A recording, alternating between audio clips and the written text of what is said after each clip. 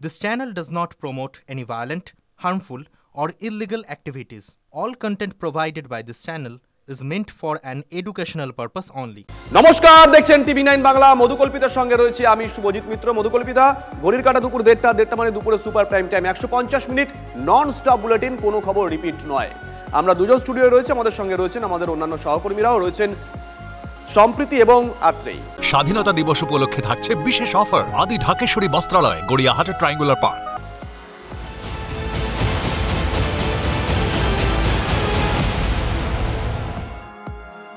রবির দুপুরে শুরুতেই যে খবরের দিকে নজর রাখবো, নাকতলায় সরকারি স্কুলে খুদে ছাত্রীকে নির্যাতনের অভিযোগ। পক্সো ধারায় মামলা রুজু করেছে পুলিশ। চতুর্থ শ্রেণীর ছাত্রীকে নির্যাতনের অভিযোগ বহিরাগতের বিরুদ্ধে। ভেবে দেখুন একবার। সৌভিক আমাদের সঙ্গে রয়েছেন, আমাদের সহকর্মী সৌভিক। আবারও একটা সরকারি শিক্ষা প্রতিষ্ঠান, সেখানে একজন বহিরাগত ঢুকে পড়লো, এক ছাত্রীকে নির্যাতন করলো, আবার সে বেরিয়ে গেল। স্বাধীনতা দিবস উপলক্ষে থাকছে বিশেষ অফার আদি ঢাকেশ্বরী বস্ত্রালয়, গড়িয়াহাট ট্রায়াঙ্গুলার পার্ক। কি ঘটেছে? দেখো, যেটা সূত্র মারফত জানা যাচ্ছে, নাকতলার এই স্কুল, যেটা যেমনটা জানা যাচ্ছে গত 13 তারিখ নাকতলার এই স্কুলে একটি ক্লাস 4-এর একটি ছাত্রীকে শ্লীলতাহানি করে এক ব্যক্তি, এবং সেই ব্যক্তি কিন্তু বহিরাগত। এবং যেমনটা জানা যাচ্ছে যে এটি একটি সরকারি মাধ্যম স্কুল, কিন্তু সরকারি মাধ্যম স্কুলের ভিতরে একটি প্রাইভেট স্কুল চলতো, এবং এই স্কুলেরই যিনি হেড মিস্ট্রেস, যার নাম হচ্ছে শম্পা দাস, তিনিই কিন্তু এই প্রাইভেট স্কুলটি চালাতেন। যেটা স্থানীয় সূত্র থেকে জানা যাচ্ছে, সাধারণ মানুষের বক্তব্য যে কোনো একজন ব্যক্তি সেই স্কুলে, সেই প্রাইভেট ইংলিশ মিডিয়াম স্কুলে সেখানে কিন্তু দিতে এসেছিলেন বই, এবং সেই ছাত্রীকে একা পেয়ে সেই ছাত্রীর সঙ্গে শ্লীলতাহানি করে, এবং পরবর্তীকালে সমস্ত গার্জিয়ান যারা ছিল তারা হাতে নাতে ধরে ফেলে সেই ব্যক্তিকে, তাকে মারধর করা হয়। পরবর্তীকালে নেতাজিনগর থানায় পুরো বিষয়টা স্কুলের তরফ থেকে জানানো হয়, এবং সেই স্কুল কর্তৃপক্ষের বক্তব্যের পরেই কিন্তু পুলিশ বাহিনী এসে পরিস্থিতি নিয়ন্ত্রণ। সঙ্গে থাকো সৌভিক, স্থানীয়রা কি বলছেন একবার শোনাই। আসবো তোমার কাছে, সঙ্গে থাকো। স্কুলেরই ছাত্রী, স্কুলেরই ছাত্রী, স্কুলের ছাত্রীর গায়ে হ্যাঁ, কে হাত দিয়েছে ওইটাই জানা গেল না। ওই স্কুলে তো কোনো ছেলে বাইরের তো কেউ ঢোকে না, হয় ওইখানকারই কেউ লেবার হবে বা দারওয়ানের কেউ হবে, এই টাইপের কিছু হবে। আন্টি নাকি তাকে তাড়িয়ে দিল, হ্যাঁ ওই আর কি। ও মেয়েটা গায়ে হাত দিয়েছিল, একটু জামা ফামা ছিঁড়ে দিয়েছিল, এরকম একটা। এটাই আমরা শুনেছিলাম এখানে। এইখানেই আমরা তাই জন্য বলি এত।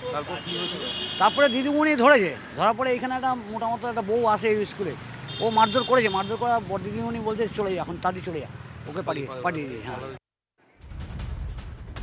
সৌভিক, তোমার কাছে আবারও যাব, আরেকবার একটু ডিটেল জানতে চাইবো। তুমি যে কথা বলছিলে সরকারি পরিকাঠামো, তার ভিতরে বেসরকারি স্কুল চলছিল কি? এই ছাত্রী কি ওই স্কুলের পড়ুয়া? কোনো নিরাপত্তা রক্ষী ওখানে ছিল না? যে কথা এনারাও বলছিলেন যে তারপর ওকে বের করে দেওয়া হয়, মানে যে অভিযুক্ত তাকে কি তাহলে পালিয়ে যাওয়ার সুযোগ করে দেওয়া হয়েছে? সে পালালো কি করে? একদমই তাই। এখানেই কিন্তু প্রশ্ন উঠছে, এই সরকারি মাধ্যম স্কুল এবং এই সরকারি মাধ্যম স্কুলের ভিতরে একটি প্রাইভেট ইংলিশ মিডিয়াম স্কুল চলতো, এবং সেই ইংলিশ মিডিয়াম স্কুলের ক্লাস 4-এর ছাত্রীর সঙ্গে এই ঘটনা ঘটে। যে ব্যক্তি এই ঘটনা ঘটায় সেই ব্যক্তি কিন্তু ওখান থেকে পালিয়ে যায়, এবং যেটা স্থানীয় সূত্র থেকে জানা যাচ্ছে যে এই যে শম্পা দাস, যিনি হচ্ছেন এই স্কুলের মালিক, অর্থাৎ এই প্রাইভেট যে ইংলিশ মিডিয়াম স্কুল সেই স্কুলের মালিক, তিনি তাকে পালাতে সাহায্য করে। যখন এই শম্পা দাসকে আমরা ফোনে যোগাযোগ করি, প্রথম অবস্থায় তিনি বলেন যে তিনি অসুস্থ, তিনি কথা বলতে পারবেন না। পরবর্তীকালে তার বাড়িতে যখন আমরা যাই, তার বাড়ির যে পরিচারিকা আছে তিনি বলছেন যে তার শম্পা দাস পুরীতে ঘুরতে গেছে। শম্পা দাসের স্বামীর সঙ্গে যখন কথা বলি, শম্পা দাস তখন বলে তিনি পুরীতে ঘুরতে গেছে, এবং শম্পা দাস কিন্তু ক্যামেরার সামনে বা আমাদেরকে ফোনে কিন্তু পরিষ্কারভাবে কোনো কিছু জানাচ্ছে না, অর্থাৎ তিনি কোনো একটা জায়গা থেকে কিন্তু ধামাচাপা দেওয়ার চেষ্টা করছে। এবং যেটা স্থানীয় সূত্র থেকে জানা যাচ্ছে, যে ব্যক্তি এই ঘটনা ঘটিয়েছে সে কিন্তু এই শম্পা দাসের সঙ্গে দেখা করতে এসেছিল। তাহলে এই ব্যক্তি শম্পা দাসের পূর্ব পরিচিত, তিনি কি তাকে আড়াল করবার চেষ্টা করছেন? এটা নিয়ে কিন্তু প্রশ্ন উঠছে। যদিও ইতিমধ্যে নেতাজিনগর থানায় কিন্তু একটি জিডি করা হয়েছে, গোটা ঘটনা খতিয়ে দেখছে পুলিশ। তবে এই ঘটনার পরে কিন্তু স্থানীয় মানুষজন সমালোচনা করছে, কারণ একটা ছোট্ট বাচ্চা, সে কি করে একটা প্রাইভেট স্কুল, সবচেয়ে বড় কথা হচ্ছে একটা সরকারি স্কুলের পরিকাঠামোর ভিতরে একটা প্রাইভেট স্কুল কীভাবে চালাচ্ছেন তিনি, সেটা নিয়ে যেমন প্রশ্ন উঠছে, এবং স্কুলের নিরাপত্তা নিয়েও কিন্তু প্রশ্ন উঠছে। সঙ্গে থাকো, স্কুলের প্রধান শিক্ষিকা কি বলেছেন একবার শোনাই। আমি কোনো অস্বীকার করছি না, আমি যা জানিয়ে দিচ্ছি হায়রত রেখে আমি খুব অসুস্থ, আমি যা জানাবো আমি কোনো অস্বীকার করছি না, আমি যা জানিয়ে দিচ্ছি হায়ার অথরিটির, আমি খুব অসুস্থ, আমি যা জানাবার হায়ার অথরিটিকে জানিয়ে দিয়েছি। সৌভিক বেশ ঔদ্ধত্যের সঙ্গে কথা বললেন প্রিন্সিপাল, প্রধান শিক্ষিকা ঔদ্ধত্যের সঙ্গে কথা বললেন। মানে এই ঔদ্ধত্য তো আমরা কসবা ল কলেজের ক্ষেত্রেও দেখেছিলাম, একই রকম ঔদ্ধত্য। মানে কোথাও কি কোনো কিছু আড়াল করার চেষ্টা? এখানেই কিন্তু প্রশ্ন উঠছে, এবং এই প্রধান শিক্ষিকাকে যখন প্রথমে আমরা দুবার ফোন করি তিনি কিন্তু পুরোপুরি অস্বীকার করেন এবং কোনো রকমভাবে ফোনে তিনি কথা বলতেই চাইছিলেন না। পরবর্তীকালে যখন আমরা ফোনে যোগাযোগ করি, তাকে যখন আমরা বলি যে আপনি যখন পুরো বিষয়টা এলাকার লোকজন যখন স্বীকার করছে তাহলে আপনি বিষয়টা চাপছেন কেন, তখন উনি বলেন যে তিনি তার হায়ার অথরিটিকে জানিয়ে দিয়েছে। এমনকি পরিবারের সূত্র থেকে, অর্থাৎ এই মহিলা যিনি হেড মিস্ট্রেস, তার পরিবার বলছে যে তিনি ঘুরতে গেছে। আবার হেড মিস্ট্রেস আমাদেরকে জানাচ্ছে তিনি অসুস্থ, তিনি কথা বলতে পারবেন না। আমরা তার বাড়িতেও গেছি, তার সঙ্গে কোনো রকমভাবে দেখা হয়নি।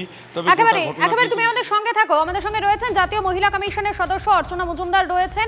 আপনাকে স্বাগত টিভি9 বাংলায়। দেখুন, সরকারি শিক্ষা প্রতিষ্ঠান যেখানে তার বাচ্চাকে, তার সন্তানকে পাঠিয়ে বাবা মা একটা নিশ্চিন্ত হয়ে থাকবে, কিন্তু সেটাই এখন ভয়ের জায়গা তৈরি হয়ে যাচ্ছে।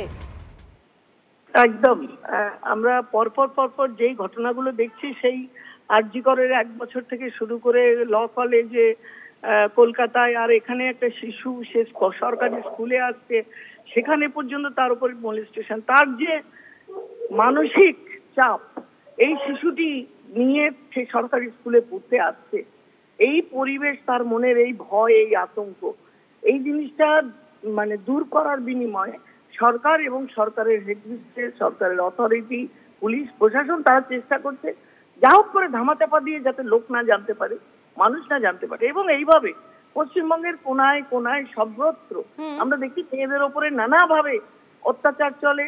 সে rape, molestation, acid attack, attempt to rape থেকে শুরু করে মার্ডার, সবকিছু, তার বডি লুকিয়ে ফেলা, তাকে সুইসাইড বলে চালিয়ে দেওয়া, অহরহ বাংলায় এগুলো ঘটছে।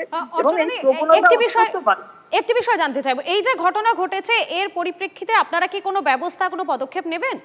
দেখুন, এখানে বাংলায় আমি বলছি, একটা 1 বছরের শিশু থেকে 70 বছরের মহিলা কেউ বাদ যাচ্ছে না। সেখানে আমার কমিশনের, মহিলা কমিশনের আওতায় যেটা আসছে সেটা তো বটেই, এই শিশুটি পক্সো মামলায় যাবে এবং পক্সো কেসে যিনি মলেস্টেড করেছেন এবং স্কুলের যিনি প্রিন্সিপাল এবং অথরিটি অ্যাডমিনিস্ট্রেশন, তারা তাদের দায়বদ্ধতা এড়াতে পারে না। এবং এটা সুমোটো একটা মামলা হবে, যেটা আমি অন্তত পার্সোনালি পশ্চিমবঙ্গের বাসিন্দা হিসেবে আমি এটা এনসিপিসিআর, জাতীয় শিশু সুরক্ষা যে আছে, তাদের কাছে রেফার করব ফর স্ট্রং অ্যাকশন। এরপরে সরকার কি নেবেন, পুলিশ কি ব্যবস্থা নেবেন, সেটা পরের কথা।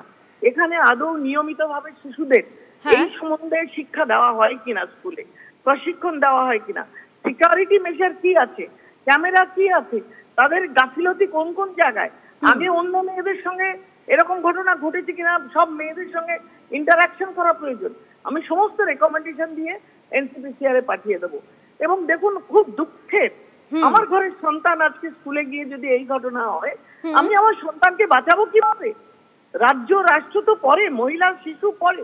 আমার যে পরিবেশ তৈরি করছে, দোষীরা শাস্তি পায় না এবং না পাওয়ার জন্য তারা কলার তুলে ঘুরে বেড়ায়।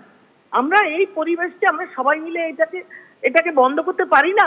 আধুনিকতার সাথে সাথে মেয়েদের ওপর, শিশুদের ওপর হয়ে যাওয়া ক্রমবর্ধমান যে নির্যাতন, অত্যাচার, এই মলেস্টেশন। হ্যাঁ, ধন্যবাদ আপনাকে।